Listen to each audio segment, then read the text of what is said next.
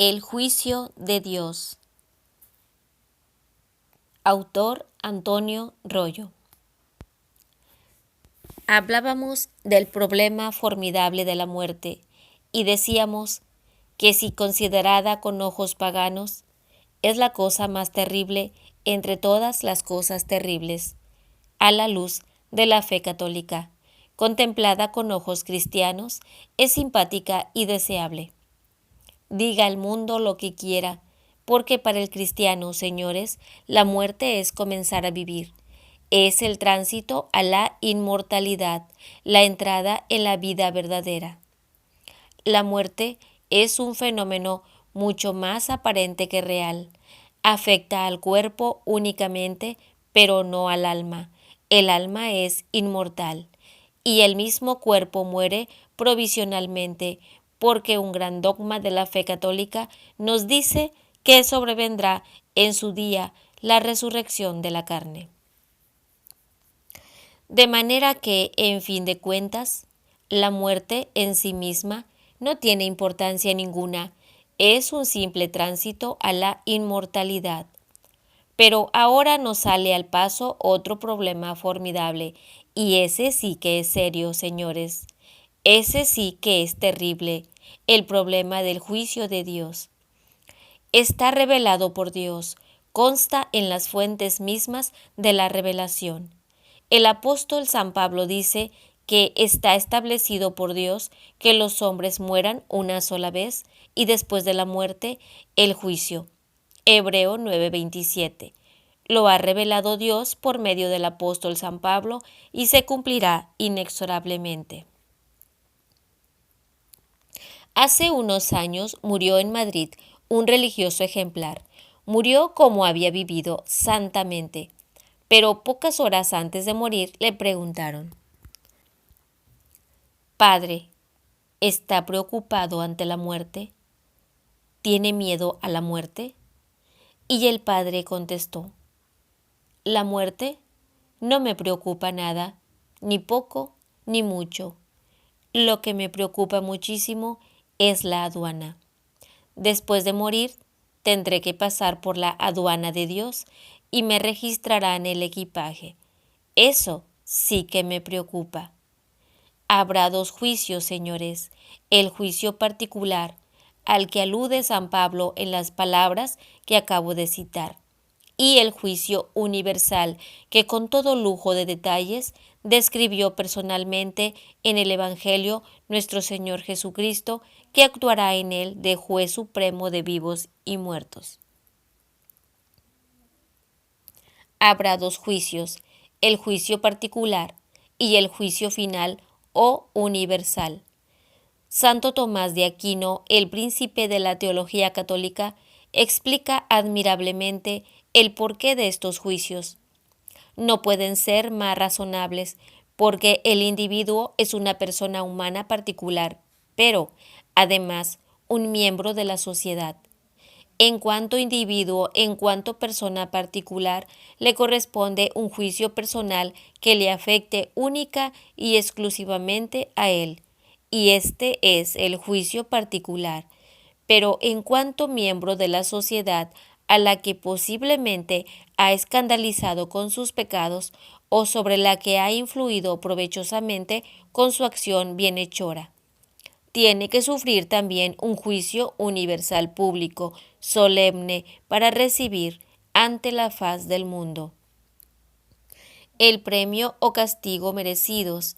Este segundo juicio, el universal, será mucho más solemne, mucho más aparatoso, pero desde luego tiene muchísima menos importancia que el puramente privado y particular, porque en el juicio particular, señores, es donde se van a decidir nuestros destinos eternos.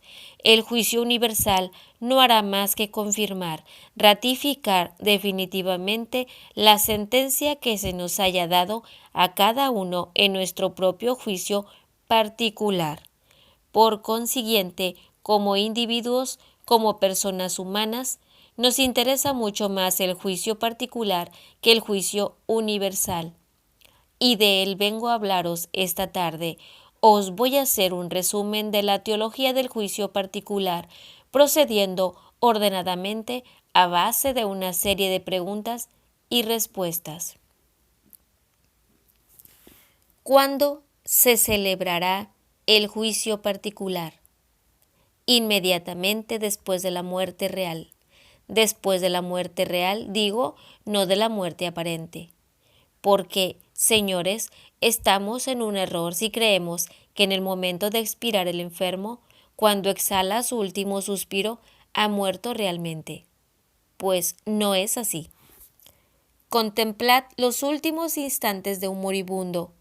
Su respiración fatigosa, anhelante, su mirada de asombro a los que le rodean, porque él se está ahogando, no puede respirar y ve que los demás respiran tranquilamente. Parece que está diciendo, ¿pero no notáis que falta el aire? ¿No notáis que nos estamos ahogando? Es él, pobrecillo, el único que se ahoga.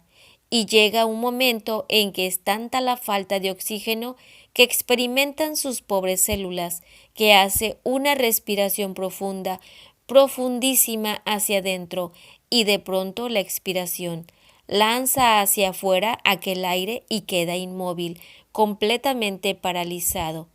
Y los que están rodeando su lecho exclaman, ha muerto, acaba de expirar.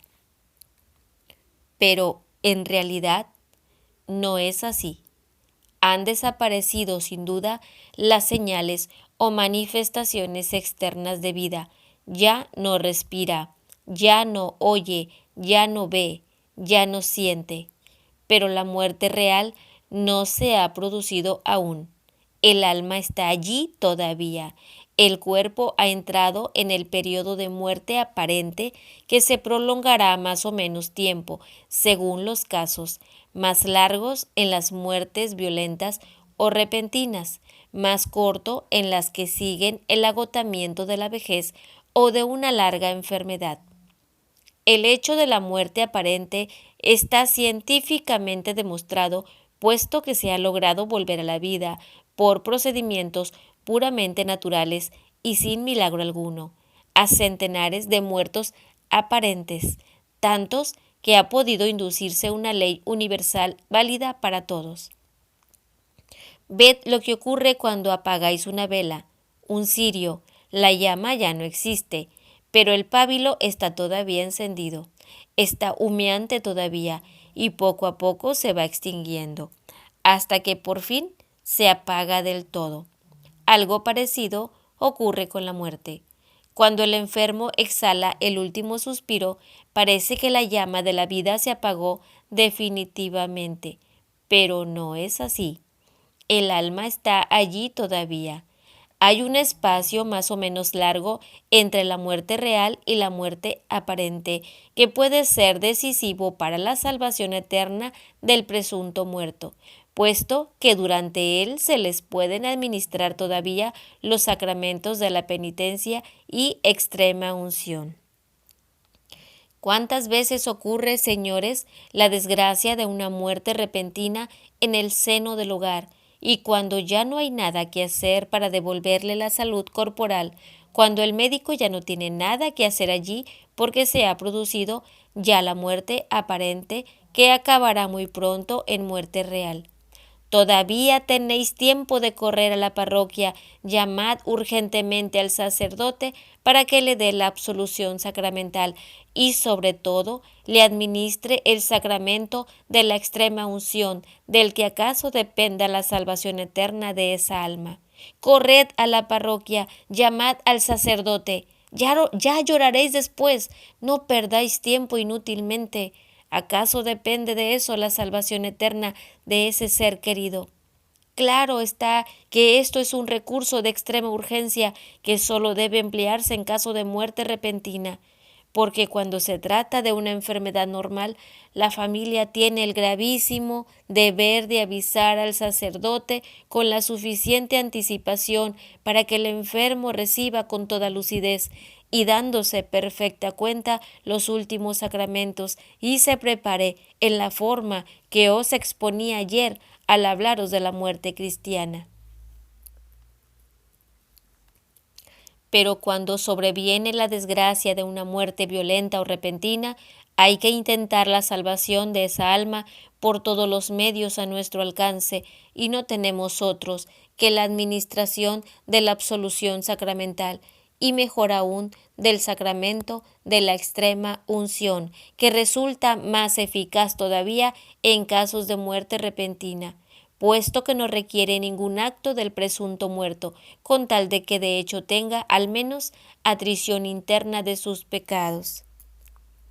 El espacio entre la muerte aparente y la real, en caso de muerte violenta o repentina, suele extenderse a unas 2 horas, y a veces más, pero en el momento en que se produce la muerte real, o sea, en el momento en que el alma se arranca o desconecta del cuerpo, en ese mismo instante comparece delante de Dios para ser juzgada, de manera que a la primera pregunta, ¿cuándo se realiza el juicio particular?, contestamos, en el momento mismo de producirse la muerte real. ¿Quiénes serán juzgados?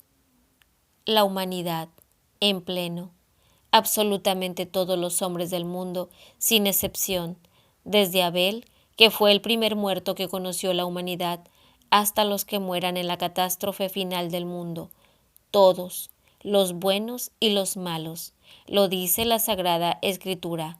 Al justo y al impío los juzgará el Señor. Incluso al indiferente que no piensa en estas cosas, incluso al incrédulo que lanza la carcajada volteriana. Yo no creo eso.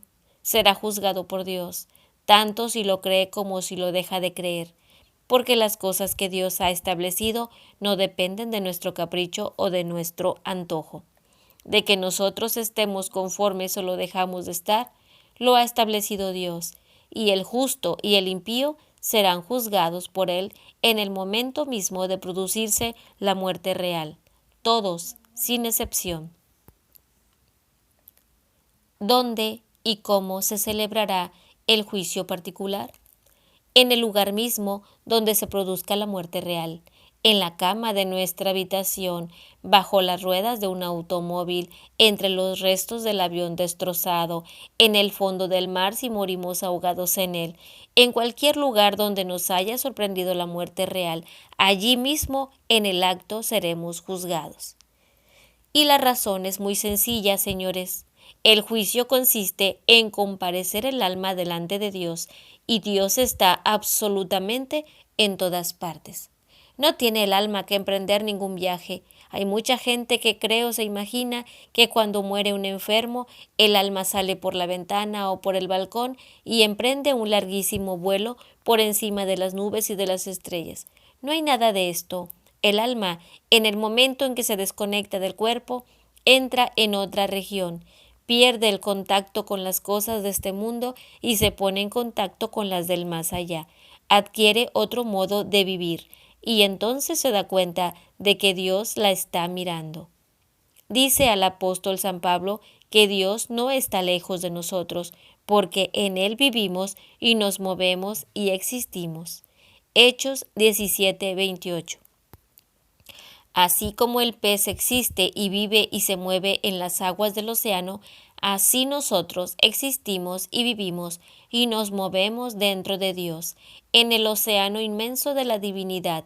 Ahora no nos damos cuenta, pero en cuanto nuestra alma se desconecte de las cosas de este mundo y entre en contacto con las cosas del más allá, inmediatamente lo veremos con toda claridad y nos daremos cuenta de que estamos bajo la mirada de Dios.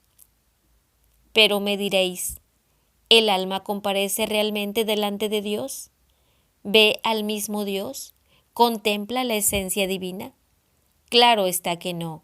En el momento de su juicio particular, el alma no ve la esencia de Dios, porque si la viera, quedaría beatificada, entraría automáticamente en el cielo, y esto no puede ser, al menos en la inmensa mayoría de los casos, porque puede tratarse del alma de un pecador condenado o la de un justo imperfecto que necesita purificaciones ultraterrenas antes de pasar a la visión beatífica. ¿Cómo se produce entonces el juicio particular? Escuchad. El desconectarse del cuerpo y ponerse en contacto con el más allá, el alma contempla claramente su propia sustancia. Se ve a sí misma con toda claridad, como nos vemos en este mundo, la cara reflejada en un espejo, y al mismo tiempo contempla claramente en sí misma, con todo lujo de detalles, el conjunto de toda su vida, todo cuanto ha hecho acá en la tierra. Veremos con toda claridad y detalle lo que hicimos cuando éramos niños, cuando éramos jóvenes, en la edad madura, en plena ancianidad o decrepitud. Absolutamente todo lo veremos reflejado en nuestra propia alma. Y veremos también clarísimamente que Dios lo está mirando. Nos sentiremos prisioneros de Dios, bajo la mirada de Dios, a la que nada absolutamente se escapa, y ese sentirse el alma como prisionera de Dios, como cogida por la mirada de Dios, eso es lo que significa comparecer delante de Él. No le veremos a Él, ni tampoco a nuestro Señor Jesucristo, ni al ángel de la guarda, ni al demonio. No habrá desfile de testigos, ni acusador, ni abogados, defensor, ni ningún otro elemento de los que integran los juicios humanos. No veremos a nadie más que a nosotros mismos, o sea, a nuestra propia alma, y reflejada en ella nuestra vida entera con todos sus detalles, y al instante recibiremos la sentencia del juez de una manera intelectual, de modo parecido a cómo se comunican entre sí los ángeles. Los ángeles, señores, se comunican por una simple mirada intelectual, no a base de un lenguaje articulado como el nuestro, imposible en los espíritus puros, sino de un modo mucho más claro y sencillo, simplemente contemplándose mutuamente el entendimiento y viendo en él las ideas que se quieren comunicar. A esto llamamos en teología locución intelectual. Pues de una manera parecida recibiremos nosotros en nuestro juicio particular una locución intelectual transmitida por Cristo juez, una especie de radiograma intelectual firmado por Cristo que nos dará la sentencia a tal sitio, y el alma verá clarísimamente que aquella sentencia que acaba de recibir de Cristo es precisamente la que le corresponde, la que merece realmente con toda justicia, y en esto consiste esencialmente el juicio particular. ¿Cuánto tiempo durará? El juicio particular será instantáneo.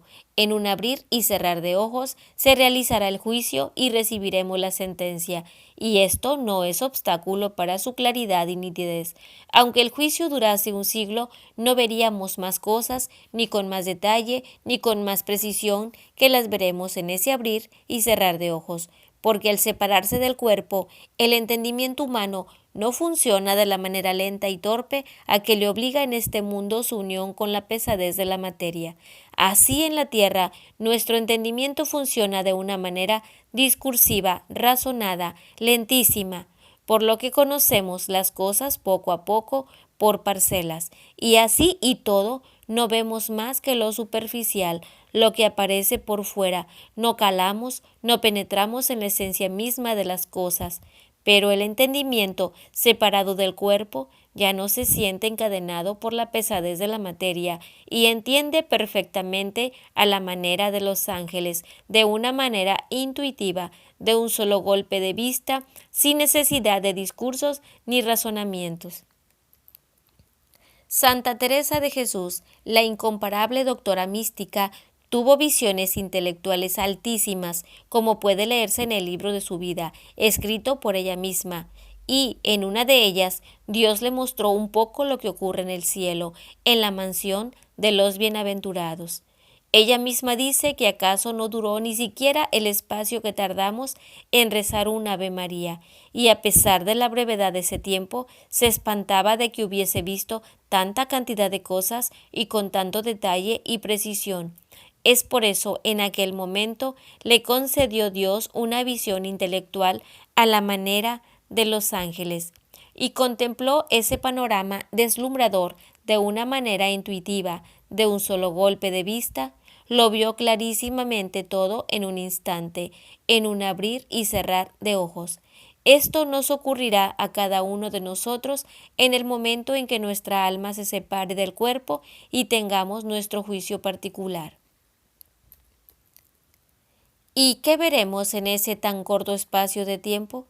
Señores, esta es la parte más importante de mi conferencia de esta noche, en la que quisiera poner toda mi alma. Escuchadme atentamente. Muchacha, muchacho que me escuchas a través de este audio, la frívola, la mundana, la amiga del espectáculo, de la diversión, del cine, del teatro, del baile. ¿Cómo te gustaría ser una de las primeras estrellas de la pantalla, aparecer en los grandes cines, en la primera página de las grandes revistas cinematográficas, y que todo el mundo hablara de ti como hablan de esas 2 o 3 cuyo nombre te sabes de memoria y a las que tienes tanta envidia? ¿Cómo te gustaría, verdad? Pues mira, no sé si lo has pensado bien, porque resulta que eres efectivamente la protagonista de una gran película sonora, en tecnicolor y en relieve maravilloso. No te puedes formar idea. Y eso que te digo a ti muchacha, se lo digo también a cada uno de mis oyentes, y me lo digo con temblor y espanto a mí mismo. Todos somos protagonistas de una gran película cinematográfica, señores, todos en absoluto, delante de nosotros, de día y de noche. Cuando pensamos y cuando no pensamos en ello, está funcionando una máquina de cinematógrafo. La está manejando un ángel de Dios, el de nuestra propia guarda, y nos está sacando la película sonora y en tecnicolor de toda nuestra existencia.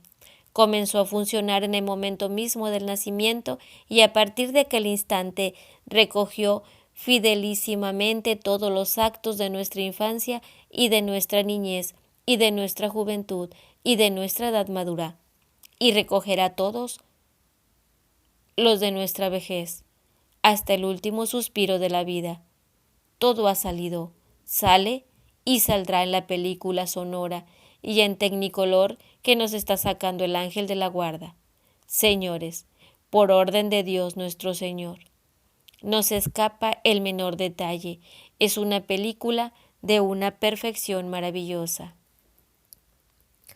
El cine de los hombres ha hecho progresos inmensos desde que se inventó hace poco más de un siglo, desde el cine mudo, de movimientos bruscos y ridículos, hasta la pantalla panorámica, el tecnicolor y el relieve. El progreso ha sido fantástico. Sin embargo, el cine de los hombres es perfeccionable todavía.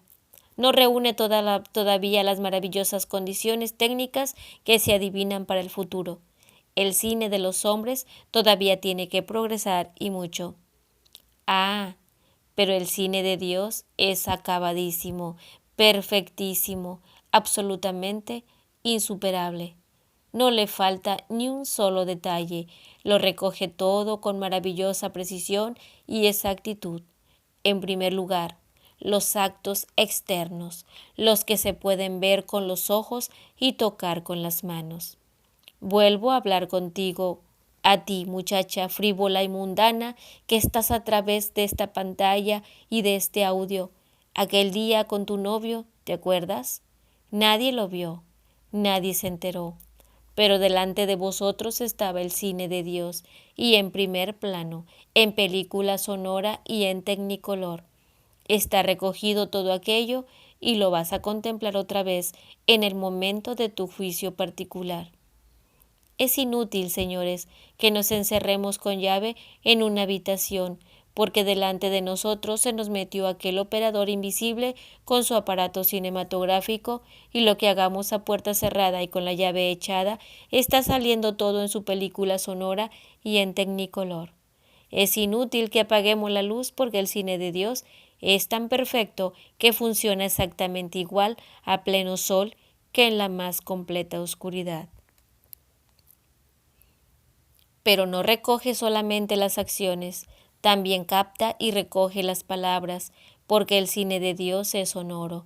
Ha recogido fidelísimamente todas las palabras que hemos pronunciado en nuestra vida, absolutamente todas, las buenas y las malas, las críticas, las murmuraciones, las calumnias, las mentiras, las obscenidades, aquellos chistes de subido color, aquellas carcajadas histéricas en aquella noche de crápula y lujuria. Todo absolutamente ha sido recogido, y en nuestro juicio particular volveremos a oír claramente todo aquello y aquellas carcajadas, aquellos chistes, aquellas calumnias, aquellas blasfemias. Resonarán de nuevo en nuestros oídos con un sonsonete terriblemente trágico, pero oiremos también, sin duda alguna, los buenos consejos que hemos dado, el dulce murmullo de las oraciones, los cánticos religiosos, las alabanzas de Dios. ¿Cuánto nos consolarán entonces? Ah, pero lo verdaderamente estupendo del cine de Dios es que no solamente recoge las acciones y las palabras, sino que, además, penetra en lo más hondo de nuestro entendimiento y de nuestro corazón, para recoger los sentimientos íntimos de nuestra alma, o sea, todo lo que estamos pensando y lo que estamos amando o deseando.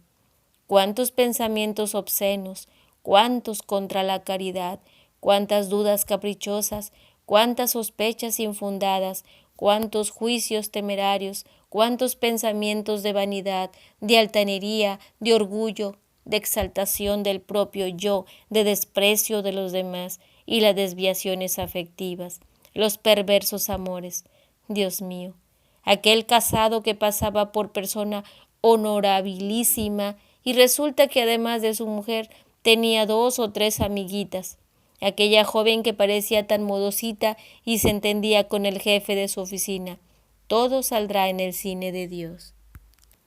Y los odios y rencores, la sed de venganza, la envidia terrible que corroe el corazón y la indignación contra la providencia de Dios cuando permitió aquel fracaso que no era, sin embargo, más que un pequeñísimo castigo de nuestros pecados. Absolutamente todo, señores, ha sido recogido en la pantalla de Dios y lo veremos en nuestro propio juicio particular. Pero hay una cosa mucho más sorprendente todavía que viene a poner el colmo a la maravillosa perfección del cinematógrafo de Dios, y es que no solamente recoge todo cuanto hemos hecho, dicho, pensado, amado o deseado, sino también lo que no hemos hecho, habiéndolo debido hacer, los pecados de omisión, o sea, todas aquellas buenas obras que omitimos por respeto humano, por cobardía, por pereza o por cualquier otro motivo bastardo, aquellas escenas que deberían figurar en la pantalla y no figuran, por extraña paradoja figurarán también, pero en plan de omisión. Aquel domingo no pude ir a misa porque me marché de excursión. El ayuno y la abstinencia obligaban únicamente a los frailes y a las monjas. Estaba muy atareado. Me absorbían las ocupaciones. No tenía tiempo de entregarme a las prácticas piadosas. Ah, las omisiones. Y el padre que no corrige a sus hijos, el que se limita a decir malhumorado, a mí, ¿quién me mete en líos? Que hagan lo que quieran. Ya van siendo mayorcitos, eso no se puede hacer. Tienes la obligación gravísima de educar a tus hijos, tienes la obligación de corregirlos, y si no lo haces, pecado de omisión, saldrá en la pantalla y lo verás en tu juicio particular. Y de manera semejante podríamos ir recordando los deberes profesionales, los deberes privados y los deberes públicos, las autoridades mismas que por negligencia, por respeto humano, por no meterse en líos, no se preocupan de hacer cumplir las leyes de policía encaminadas a salvaguardar la moralidad pública. Esos espectáculos inmorales o centros de perversión que no clausuran, debiendo clausurarlos, de acuerdo con la ley de Dios y las disposiciones de la misma ley civil. Todo sale en la pantalla y de todo se les pedirá cuenta en el formidable tribunal de Dios. ¿Qué más, señores? ¿Qué más puede salir en la pantalla del cine de Dios, que recoge incluso las escenas que no se realizaron? ¿Los pecados de simple omisión? pues aunque parezca inverosímil, todavía hay más, porque esa película de nuestra propia vida recogerá también los pecados ajenos, en la parte de culpa que nos corresponda a nosotros. Qué terrible responsabilidad, señores, empujar al pecado a otra persona. ¿Qué pensaráis, señores, de un malvado que cogiese una pistola y se pasease con ella por las calles más céntricas de la ciudad, disparando tiros a la derecha e izquierda y dejando el suelo sembrado de cadáveres? Es inconcebible semejante crimen en una ciudad civilizada. Ah, pero tratándose de almas, eso no tiene importancia ninguna. ¿Qué importa que esa mujer ande elegantísimamente desnuda por la calle y que a su paso vaya con su escándalo asesinando almas, a derecha e izquierda? Eso no tiene importancia ninguna, es la moda, es vestir al día, es el calor sofocante del verano, es que todas van así, no he de ser yo una rara anticuada, etcétera. Pero resulta que Dios ve las cosas de otro modo, y a la hora de la muerte, esa mujer escandalosa contemplará horrorizada los pecados ajenos en la película de su propia vida. ¿Cuánto se va a divertir entonces viéndose tan elegante en la pantalla? Y el muchacho que le dice a su amigo, oye, vente conmigo, vamos a bailar, vamos a ver a fulanita, vamos a divertirnos, vamos a aprovechar la juventud, vamos a fumar un poquito de marihuana, y le da un empujón a su amigo, y este monigote, para no ser menos, para no hacer el ridículo, como dicen en el mundo, acepta el mal consejo y se va con él y peca. Ah, en la pantalla de la vida del primero saldrá el pecado del segundo. Porque el responsable principal de un crimen es siempre el inductor, y aquella vecina que le decía a la otra, tonta, ¿no tienes ya 4 hijos y ahora vas a tener otro? Deshazlo y se acabó. Quédate tranquila, un hijo menos no tiene importancia alguna.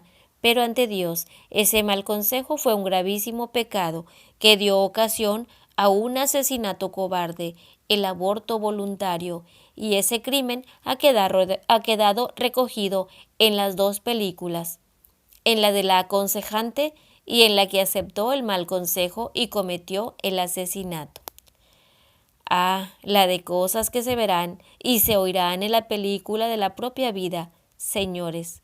Cuántos pecados ajenos que resulta que son propios, porque con nuestros escándalos y malos consejos habíamos provocado su comisión por los demás. Y no olvidemos, señores, que hemos de comparecer ante aquel que por causa de nuestros pecados murió crucificado en el Calvario. Hay en la Sagrada Escritura una página preciosa de un dramatismo sobrecogedor. Es el relato del encuentro de los hijos de Jacob con su hermano José, constituido virrey y superintendente general de todo Egipto. Aquel José a quien por envidia habían vendido a aquellos mercaderes madianitas. Como sabéis por la historia sagrada, los mercaderes se lo llevaron a Egipto y pasaron sobre él todas aquellas vicisitudes tan emocionantes, hasta que llegó a ser el virrey de Egipto, el privado del faraón, el dueño de las vidas y haciendas de todos los ciudadanos. Y cuando llegan aquellos años de carestía y de hambre anunciados por José al interpretar los sueños del faraón, y los hermanos de José, por orden de su padre Jacob, llegan a Egipto a comprar trigo, porque en Israel se morían de hambre, y en Egipto había trigo en abundancia. José les reconoció al punto, y cuando después de aquellos incidentes preliminares dramáticos que es preciso leer directamente en el sagrado texto, se decide José a darse a conocer a sus hermanos, y les dice, por fin, rompiendo en un sollozo, yo soy José, vuestro hermano, a quien vendisteis. ¿Vive aún mi padre Jacob?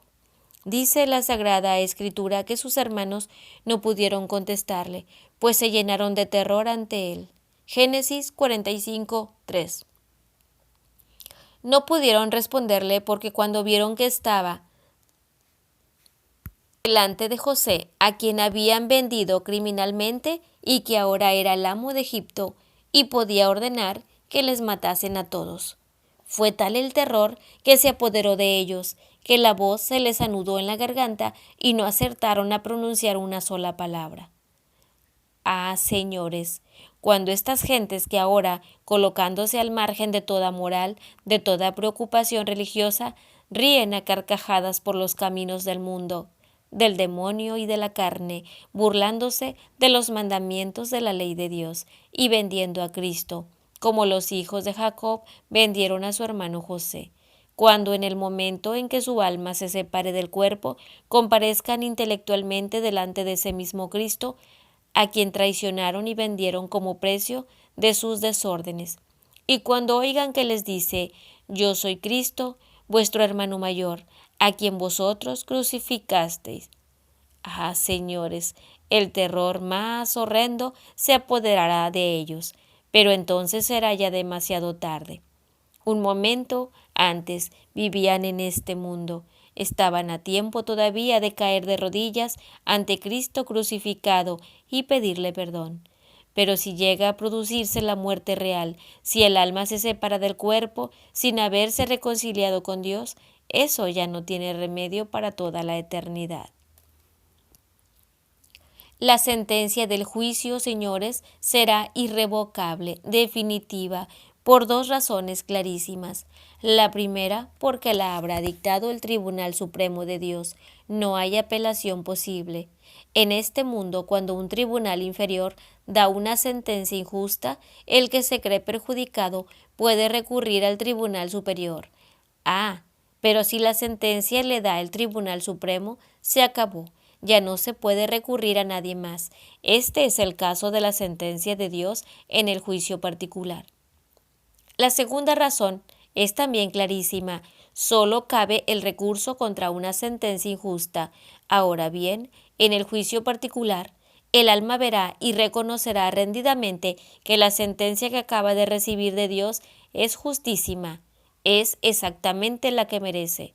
No cabe reclamación alguna. Y esa sentencia justísima e inapelable será de ejecución inmediata. Es de fe.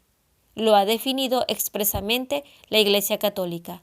El pontífice Benedicto XII definió en 1336 que inmediatamente después de la muerte entran las almas en el cielo, en el purgatorio o en el infierno, según el estado en que hayan salido de este mundo, en el acto, sin esperar un solo instante. Y no es menester que nadie le enseñe el camino, ella misma se dirige sin vacilar hacia él. Santo Tomás de Aquino explica hermosamente que así como la gravedad o la ligereza de los cuerpos les lleva y empuja al lugar que les corresponde. El globo que pesa menos que el aire que desaloja sube espontáneamente a las alturas. Un cuerpo pesado se desploma con fuerza hacia el suelo. De modo semejante, el mérito o los deméritos de las almas actúan de fuerza impelente hacia el lugar del premio o del castigo que merecen, y el grado de sus méritos o la gravedad de sus pecados determinan un mayor ascenso o un hundimiento más profundo en el lugar correspondiente. Vale la pena, señores, pensar seriamente estas cosas. Vale la pena pensarlas ahora que estamos a tiempo de arreglar nuestras cuentas con Dios. En nuestro Museo del Prado de Madrid hay un cuadro maravilloso del pintor vallisoletano Antonio de Pereda que representa a San Jerónimo haciendo penitencia en el desierto. Está desnudo de cintura para arriba.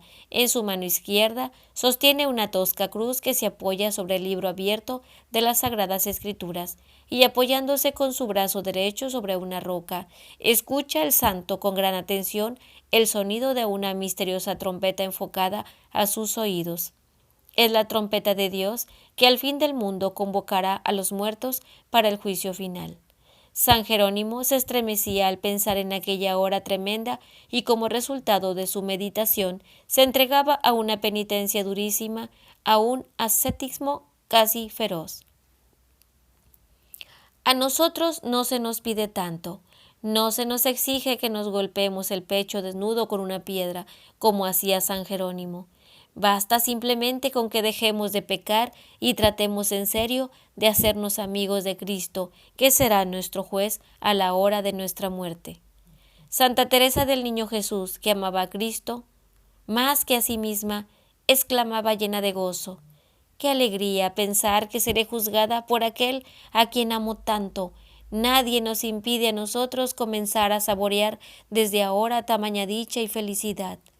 En cambio, señores, el que está pisoteando la sangre de Cristo, el que prescinde ahora entre risas y burlas de los mandamientos de Dios y de la Iglesia, sepa que tendrá también que ser juzgado por Cristo, y entonces caerá en la cuenta, demasiado tarde, de que su tremenda equivocación no tiene ya remedio para toda la eternidad. Señores, estamos a tiempo todavía. Abandonemos definitivamente el pecado, procuremos entablar amistad íntima con nuestro Señor Jesucristo, para que cuando comparezcamos delante de Él, de rodillas, con reverencia ciertamente, pero al mismo tiempo con inmenso amor y confianza podamos decirle: Señor mío y amigo mío, tened piedad de mí. Estaba muriéndose Santo Tomás de Aquino, el doctor angélico, en el monasterio benedictino de Fossanova, en donde, sintiéndose gravemente enfermo, hubo de hospedarse cuando se encaminaba al Concilio II de León. Pidió el santo viático, y cuando Jesucristo sacramentado entró en su habitación, no pudieron contener al enfermo los monjes que le rodeaban. Se puso de rodillas y exclamó, con lágrimas en los ojos: Señor mío y Dios mío, por quien trabajé, por quien estudié, por quien me fatigué, de quien escribí, a quien prediqué. Venid a mi pobre corazón, que os desea ardientemente como el ciervo desea la fuente de las aguas. Y dentro de unos momentos, cuando mi alma comparezca delante de vos, como divino juez de vivos y muertos, recordad que sois el buen pastor y acoged a esta pobre ovejita en el redil de vuestra gloria. Señores, nosotros no podremos ofrecerle al Señor, a la hora de la muerte, una vida inmaculada, enteramente consagrada a su divino servicio, como se la ofreció Santo Tomás de Aquino. Pero pidámosle la gracia de poderle decir con profundo arrepentimiento: Señor, el mundo, el demonio y la carne, con su zarpazo mortífero, me apartaron muchas veces de ti. Ah, sí, ahora pudiera desandar toda mi vida y rectificar todos los malos pasos que di, que de corazón lo haría, Señor. Pero siéndome esto del todo imposible, mírame con el corazón destrozado de arrepentimiento. Ten piedad de mí.